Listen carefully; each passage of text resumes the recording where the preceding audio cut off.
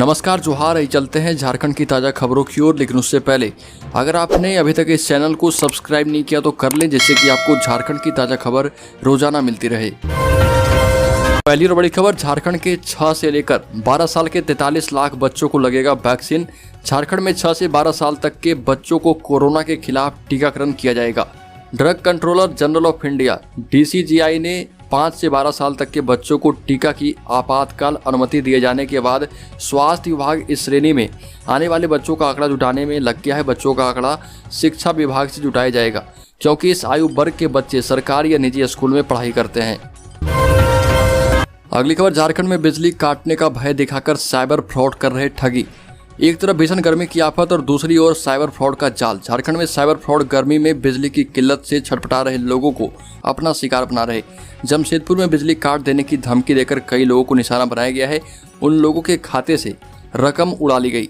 सर्वाधिक ठगी 4770 लोगों के साथ हुई। आदित्यपुर के कल्पनापुरी निवासी सुनील कुमार गुप्ता के बैंक खाते से साइबर ठगों ने बिजली काटने का भय दिखाकर 4 लाख रुपए की निकासी कर ली। अगली बड़ी खबर, राज्य के पूर्व मुख्यमंत्री बाबूलाल मरांडी ने हेमंत सोरेन के भाई बसंत सोरेन पर बड़ा आरोप लगाया और कहा कि बसंत सोरेन को हर दिन 1 करोड़ रुपए चाहिए, नहीं तो उनको नींद नहीं आती है। साथ ही हेमंत सोरेन पर जुबानी हमला करते हुए कहा कि हेमंत सोरेन को लेकर बात हो चुकी है, उन्हें त्यागपत्र दे देना चाहिए, अन्यथा उन्हें बर्खास्त कर दिया जाएगा।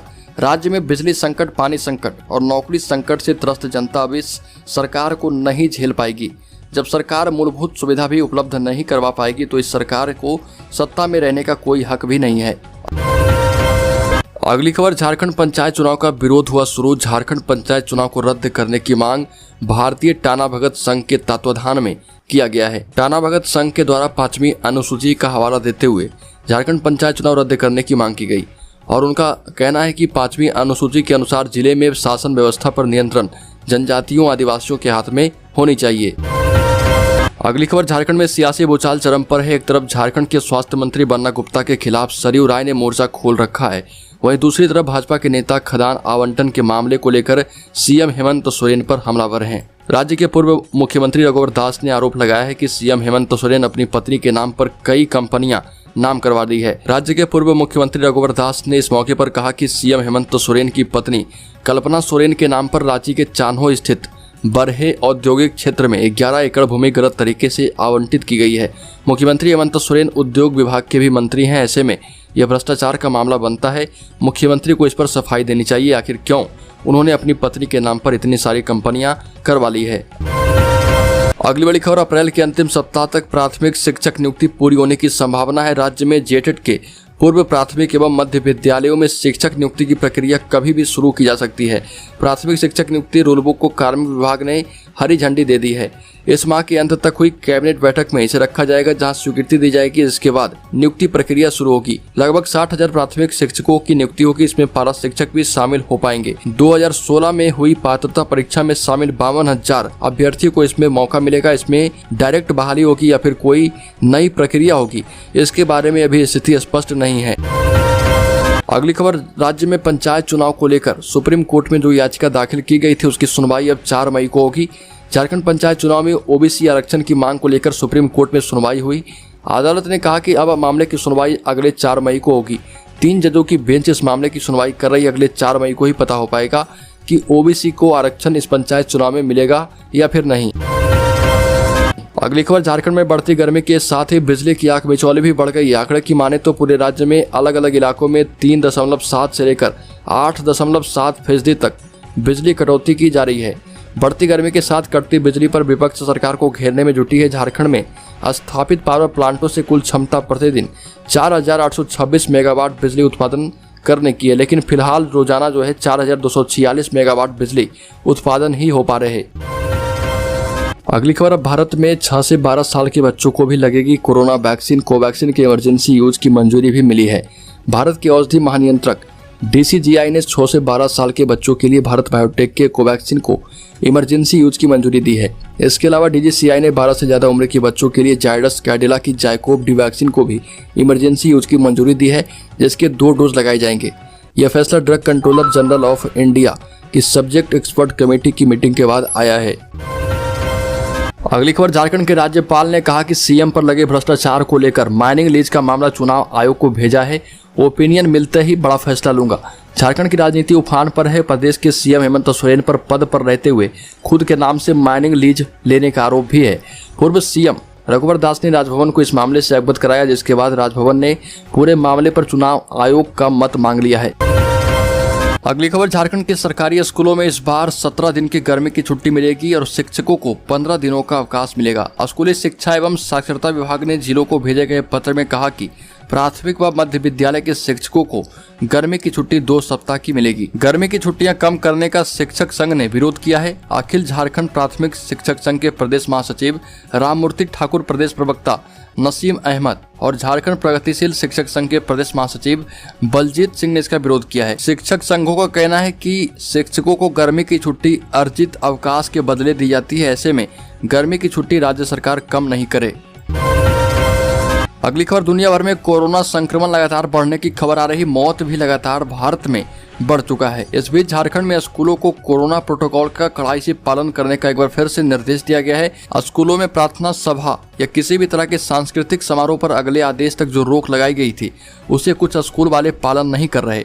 ऐसे स्कूल वाले को सरकार ने चेतावनी दी है कि सभी नियमों का पालन कठोरता से करें और टेस्ट ट्रैक ट्रीट टीकाकरण की रणनीति का पालन करने को भी सरकार ने निर्देश दिया है। अगली बड़ी खबर, जयराम महतो लड़ेंगे 2024 का विधानसभा चुनाव। राज्य में 1932 खतियान अगर इन 2 सालों के भीतर लागू नहीं होता है तो जयराम महतो खुद एक चेहरे के तौर पर उभरेंगे और राज्य के लोगों के लिए 1932 खतियान लागू करवाने का काम करेंगे। हो सकता है कि जयराम महतो को बीजेपी सीएम चेहरे के रूप में भी प्रोजेक्ट कर देगी। जयराम महतो ने खुद ऐसे संकेत दिए हैं कि वो राज्य में 1932 लागू करवाकर मानेंगे और आदिवासियों के हितों की रक्षा के शर्त पर मुख्यमंत्री पद पर बैठे हेमंत सोरेन को भी हटाने की चेतावनी दी है और कहा कि राज्य के शिक्षा मंत्री अपने वादे से भाग रहे। अगली खबर, झारखंड में यथाशीघ्र सरना कोड लागू करने की मांग। आपको बता दें कि झारखंड के रामगढ़ चौक पर एक बड़ी जुलूस के साथ आदिवासी मूलवासियों ने महात्मा गांधी की आदमकद प्रतिमा पर माल्यार्पण किया। इसके बाद सरना धर्म यात्रा को यहां से भव्य विदाई दी गई।